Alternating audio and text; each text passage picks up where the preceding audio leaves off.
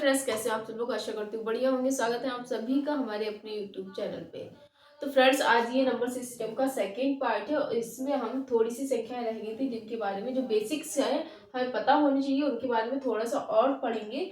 उसके बाद सीधे हम इस टॉपिक के अपने क्वेश्चंस करेंगे कि किस टाइप के क्वेश्चंस हमारे एग्जाम में इस टॉपिक से पूछे जाते हैं। ठीक है।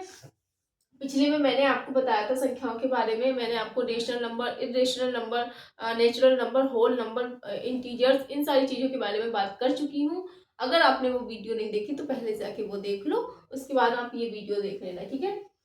तो चलिए बात करते हैं सम संख्याओं की। तो देखो, सम संख्याएं क्या होती है। ज़्यादातर आप लोग में से बहुत सारे लोग हैं जिन्हें इन सारी चीज़ों के बारे में पता होगा, लेकिन जो लोग बायो से होते हैं, बायो बैकग्राउंड होता है, तो शायद आप लोग इस चीज़ को भूल गए होंगे, क्योंकि काफ़ी लॉन्ग टाइम तक जब हम एक चीज़ को नहीं पढ़ पाते तो वो चीज़ हमारे माइंड से निकल जाती है, भूल जाते हैं। तो शायद काफ़ी लोग होंगे, जैसे मैथ वालों के लिए बायो की बहुत सारी चीज़ें नहीं आती, जबकि हमने 9th-10th में वो चीज़ें पढ़ रखी होती हैं, लेकिन फिर भी हम भूल जाते हैं। तो सम संख्याओं की बात करें, इसीलिए बिल्कुल बेसिक से कर रहे हैं और हम इसके बाद क्वेश्चंस भी करेंगे जो हमारे एग्जाम में पूछे जाते हैं। तो अगर सम संख्याओं की बात करें, इवन नंबर्स की, तो इवन नंबर वे होते हैं जो 2 से डिवाइड हो जाए। क्या हो? 2 से डिवाइड हो जाए। ऐसी हर वो संख्या सम संख्या होगी जो 2 से डिवाइड हो जाए। ठीक है। जैसे मान लो 4 है, 4 हमारा 2 से डिवाइड हो जा रहा है। ठीक है। 6 है, 6 हमारा 2 से डिवाइड हो जा रहा है। 8 है, 8 हमारा 2 से डिवाइड हो जा रहा है। तो ये सब क्या होंगे? हमारे इवन नंबर्स होंगे जो हमारे 2 से डिवाइड हो जा रहे हैं। ठीक है। क्या है? 2 से डिवाइड हो जा रही है। जितनी भी संख्याएं हैं जो 2 से विभाजित हो जाती हैं, हिंदी में बोले तो विभाजित हो जाती हैं, जिनको हम 2 से भाग दे सकते हैं, वो सब हमारी क्या होगी? सम संख्या होगी। तो एग्जाम्पल में आप यहाँ पे 4 लिख सकते हो, 6 लिख सकते हो, 8 लिख सकते हो, 10 हो गया हमारा, आपका 12 हो गया, जितनी भी संख्या है। अच्छा, इसके बाद एक टॉपिक छोटा सा रह जाएगा नंबर सिस्टम में, वो हम और देख लेंगे, डिविजिबिलिटी रूल, जो कि बहुत इंपॉर्टेंट है। वहां पे मैं आपको बताऊंगी कि आप किसी भी सम संख्या को कैसे पहचानोगे, विषम संख्या को कैसे पहचानोगे, कैसे आप ये डिसाइड कर पाओगे कि अगर आपको कोई बहुत बड़ी संख्या दे दी, जैसे मान लो आपके पास 1 3 4 5 6 7 8 है। ठीक है। तो आप कैसे इसको देख पाओगे कि ये वाली जो संख्या है वो आपकी 2 से डिवाइड होगी या नहीं, 3 से डिवाइड होगी या नहीं, 7 से डिवाइड होगी या नहीं, 5 से डिवाइड होगी या नहीं। तो वो 2 मिनट में आपको पता चल जाएगा। तो वो चीज़ें हमारी जो डिविजिबिलिटी रूल्स होता है कि हम किसी भी संख्या को डिवाइड करने के जो रूल्स होते हैं उनके थ्रू पता करते हैं। ठीक है। तो वो मैं एक छोटा सा टॉपिक है और लेकिन बहुत इंपॉर्टेंट है, तो वो मैं आपको बता दूंगी डिविजिबिलिटी रूल का। तो समझ आ गया इवन नंबर्स क्या होते हैं, सम संख्याएं कौन सी होती हैं। बात करें विषम संख्याओं की, तो जस्ट इसका विपरीत, जो संख्या 2 से डिवाइड ना हो, या 2 से डिवाइड ना हो, ठीक है, ना हो, क्या कहलाएंगी? हमारी विषम संख्याएं कहलाएंगी, जो 2 से डिवाइड ना हो। लाइक हमारा यहाँ पे 3 हो गया। ठीक है। 6 के बाद 5 हो गया हमारा, 7 हो गया हमारा, 9 हो गया हमारा, 11 हो गया, 13 हो गया। जितनी भी संख्याएं हैं जो हमारी 2 से डिवाइड ना हो, बस बाकी किसी संख्या से हो जाए। जैसे 9 है, यहाँ पे 9 3 से डिवाइड हो जाएगा, लेकिन 2 से नहीं हो रहा है, तो वो हमारा क्या हो जाएगा? एक विषम संख्या हो जाएगा, ऑड नंबर हो जाएगा। ठीक है। और जो संख्या 2 से डिवाइड हो जाएंगी वो हमारी क्या होंगी? सम संख्याएं हो जाएंगी। तो आई होप आपको समझ आ गया होगा इवन एंड ऑड क्या है।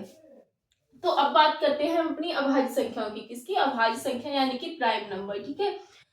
तो यहाँ पे क्या था? देखो, एक इवन नंबर में था कि 2 से डिवाइड हो रही थी, ऑड में था 2 से डिवाइड ना हो, बाकी किसी भी संख्या से हो जाए।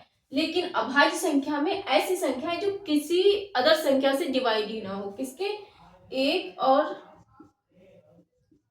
स्वयं के अलावा,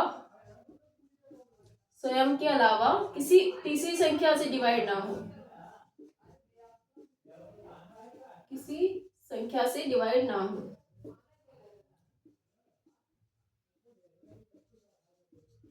डिवाइड ना हो। ठीक है। तो वो क्या कहलाएंगी? हमारी अभाज्य संख्याएं कहलाएंगी, जो एक और स्वयं के अलावा किसी अन्य संख्या से डिवाइड ना हो, हमारी अभाज्य संख्याएं कहलाएंगी। एग्जाम्पल में अभाज्य संख्याओं के आप लिख सकते हो, जैसे आपका यहाँ पे 3 है, 2 भी एक अभाज्य संख्या है। ठीक है। 2 को आप भाज्य संख्या मत ले लेना, 2 भी क्या है? हमारी एक अभाज्य संख्या है। तो जैसे यहाँ पे 2 हो गया आपका, 3 हो गया आपका, 7 हो गया आपका। 9 मत लेना, 9 अभाज्य संख्या नहीं है, 9 3 से डिवाइड हो जाता है, तो 9 मत लेना। काफी लोग ये गलती कर देते हैं और इसी टाइप की चीजें एग्जाम में पूछी जाती हैं। तो यहाँ पे 9 हमारी अभाज्य संख्या नहीं होगी, 11 होगी, इसके बाद में 13 होगी, ठीक है। तो ये आगे बढ़ती चली जाएंगी, ये क्या है हमारी अभाज्य संख्याएं हैं, क्योंकि ये किसी तीसरी संख्या से डिवाइड हो ही नहीं रही। इनको तुम देखो, 2 को आप 1 से कर सकते हो, अब बताओ 2 किसी और संख्या से होगा, नहीं होगा, या फिर तो स्वयं 2 से होगा, ठीक है। तो जो खुद से और 1 से डिवाइड हो वो हमारी अभाज्य संख्या है, प्राइम नंबर।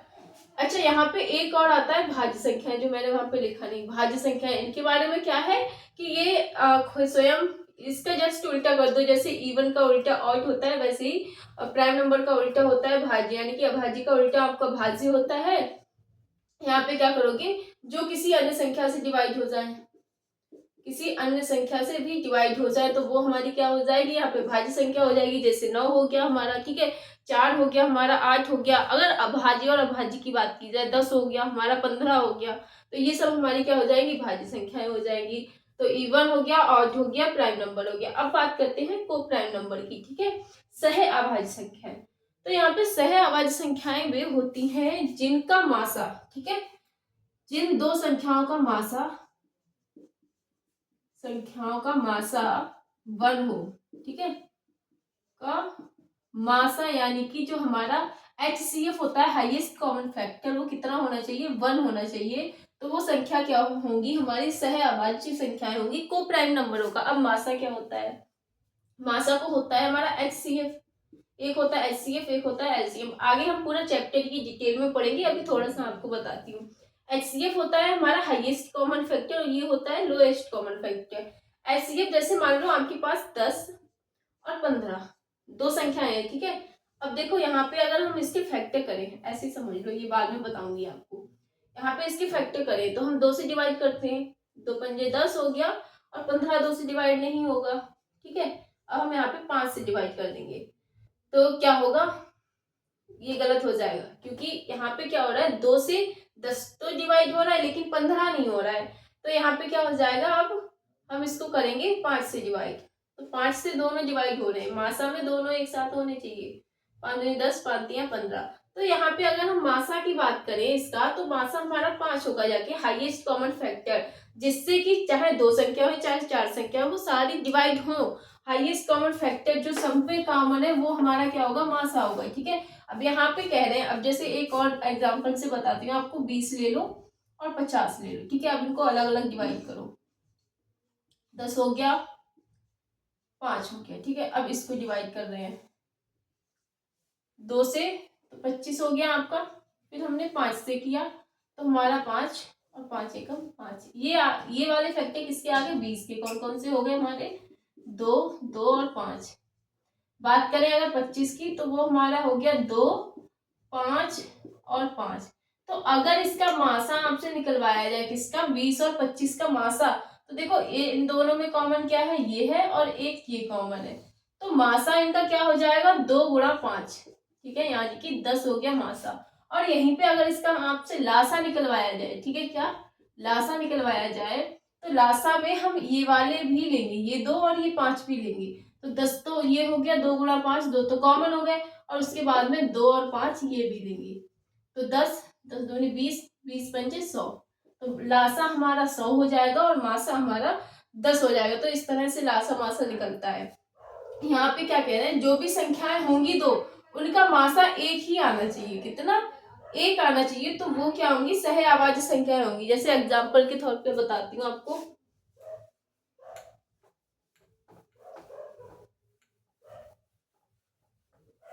ठीक है। तो एग्जाम्पल जैसे हमने मान लो कुछ संख्याएं ले ली हैं अपनी, 2 और 3 ले लो, ठीक है, 2 और 3 संख्याएं ले ली। अब इनका अगर हम मासा निकालें, तो या फिर तो 2 1 से डिवाइड होगी या खुद से होगी, वैसे 3 या फिर तो 3 से होगा या खुद से 1 से होगा।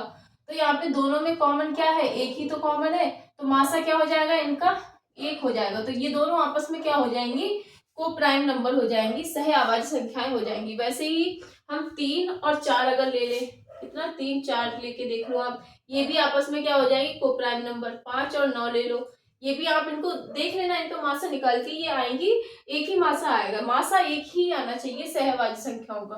तो इस पे भी एक क्वेश्चन बन जाता है। जैसे मान लो उन्होंने आपको क्वेश्चन दे देते हैं कि दो सहभाज्य संख्याएं हैं, ठीक है, जिनका मासा इतना है, तो लासा निकालिए। अब हमें पता है सहभाज्य संख्याओं का मासा एक ही होता है, तो हम इस फार्मूले से वहां पे क्वेश्चन सॉल्व करते हैं। तो वो मैं आपको बताऊंगी कैसे सॉल्व करना होगा, ठीक है। जैसे 13 और 15 हो गया, तो इस टाइप की जो संख्याएं होंगी वो सब हमारी क्या हो गई, सहभाज्य संख्याएं हो गई।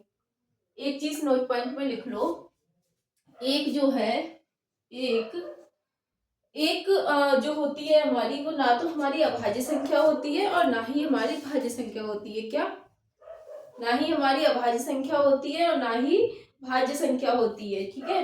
एक का ये बहुत इंपॉर्टेंट है रूल, आप लिख लो। एक जो होगा ना तो भाज्य होगी, ना भाज्य संख्या है, कॉमा ना ही अभाज्य है, ना ही अभाज्य। समझ लेना आप, राइटिंग थोड़ी बेकार है। और दूसरा आपका है सेकेंड, दो जो है, दो क्या है, दो एक ऐसी संख्या है जो कि सम अभाज्य संख्या है, सम अभाज्य संख्या। सम संख्या में क्या था, सम में था कि जो संख्या दो से डिवाइड हो जाए, ठीक है। तो दो एक सम संख्या है, तो दो अकेली एक सम अभाज्य संख्या है जो किसी अन्य संख्या से डिवाइड नहीं होगी, ठीक है। यहाँ तक आपको समझ आ गया होगा, अगर आप नोट करो तो कर लो, बाकी मैं ऊपर का रफ कर रही हूँ। तो इतना समझ आ गया होगा। इवन नंबर्स कौन से होते हैं, जो दो से डिवाइड हो जाए, और नंबर जो दो से डिवाइड ना हो किसी अन्य संख्या से हो सकते हैं। प्राइम नंबर जो एक और स्वयं के अलावा किसी तीसरी संख्या से डिवाइड ना हो, वो हमारे प्राइम नंबर होंगे। वही बात करें भाज्य संख्याओं की, भाज्य की बात करें तो ये किसी अन्य संख्या से भी डिवाइड हो जाएगी। को प्राइम नंबर, जिन दो संख्याओं का को प्राइम नंबर आपस में सहभाज्य संख्याएं वे होती हैं जिन दो संख्याओं का जो हमारा मासा होना चाहिए वो एक आना चाहिए, ठीक है। तो वो दोनों संख्याएं क्या होंगी, हमारी को प्राइम नंबर होगी।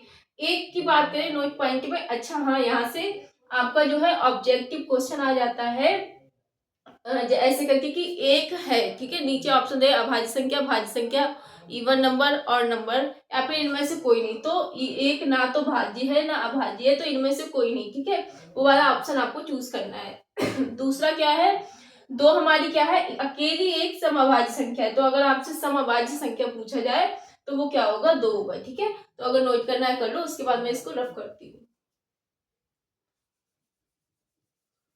क्योंकि अब हम दो संख्या रहेगी, इनको देखने के बाद नेक्स्ट टॉपिक हमारा जो होगा, नेक्स्ट जो भी वीडियो होगी उसमें हम सीधा अपने क्वेश्चंस करेंगे। नंबर सिस्टम के जितने भी क्वेश्चन होंगे, और उस वाले चैनल पे मैं आपको जो भी क्वेश्चंस हैं वो अभी पेपर 1 का आप कमेंट बताइए, पेपर 1 के मैथ के क्वेश्चंस कराना स्टार्ट करें या फिर पेपर 2 के, आप जैसा बताएंगे वैसे ही वहां पे क्वेश्चंस हम स्टार्ट कर देंगे। बाकी जो हमारा होगा सीटीपी वगैरह का, उसका बाद में कर लेंगे। तो पूर्ववर्ती संख्या, अगर आपसे कहीं पे पूर्ववर्ती संख्या पूछा जाए, ठीक है, यहाँ से भी क्वेश्चन आपका आता है। पूर्ववर्ती संख्या अगर आपसे पूछा जाए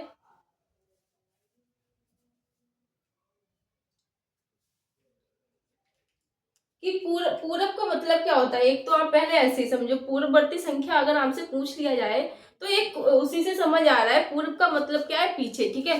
पूर्व काल, पूर्व समय, अगर ऐसे बात करते हैं तो क्या होता है, पीछे जाना, ठीक है। पूर्व का मतलब क्या हो गया, पीछे जाना।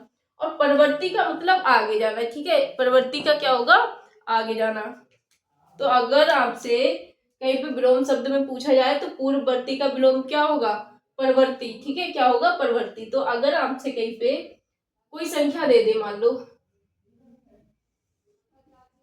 आपको कोई, मान लो 13 संख्या दे दी, ठीक है, और 13 की आपसे पूर्ववर्ती संख्या पूछे, क्या, पूर्ववर्ती संख्या पूछे 13 की, तो यहाँ पे आपको क्या करना है, 13 में से एक माइनस कर देना। तो यहाँ पे 12 जो होगी हमारी, वो 13 की पूर्ववर्ती संख्या होगी, ठीक है।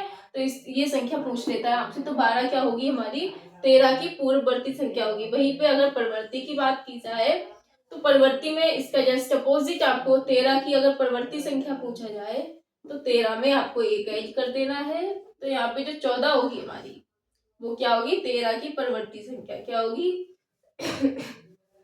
13 की परवर्ती संख्या क्या होगी हमारी, 14, ठीक है। तो आपको समझ आ गया होगा पूर्ववर्ती और परवर्ती संख्या में परवर्ती में क्या करना है, एक ऐड कर देना है, जो भी संख्या दे रखी चाहे कितनी भी बड़ी हो, और पूर्ववर्ती में क्या करना है, एक माइनस कर देना है। ठीक है, तो इस तरह से हमारा नंबर सिस्टम का बेसिक्स जो थे वो क्लियर हो चुके हैं। बाकी कुछ और थोड़ा बहुत रह गया, हाँ डिविजिबिलिटी रूल रह गया है जो कि बहुत इंपॉर्टेंट है, वो मैं आपको एक और बताऊंगी। उसके बाद उसी में थोड़ा सा ही है, 4-5 मिनट का होगा, वो बताने के बाद हम 1-2 क्वेश्चन नेक्स्ट वीडियो में सॉल्व करेंगे। तो वीडियो पसंद आई हो तो लाइक शेयर कर लो, चैनल को सब्सक्राइब कर लो, बेल आइकन प्रेस कर लो और हमारे साथ जुड़े रहिए। अभी कर रहे हैं स्टार्टिंग से, नोट्स भी आपको बहुत जल्द मिल जाएंगे इसके। मैथ के तो यही आप बनाते चलिए, क्योंकि यहाँ के नोट्स बुक है उससे करा रही हूँ, तो नोट्स तो इसके तो शायद ना मिल पाए, बाकी सारे सब्जेक्ट्स के मिल जाएंगे। तो मैथ का जितने लिखे हुए हैं वो मैं जलवा दूंगी, बाकी आपको नहीं मिल पाएंगे, तो ये साथ साथ बनाते चलिए आप। ऑल द बेस्ट, मिलते हैं नेक्स्ट वीडियो में।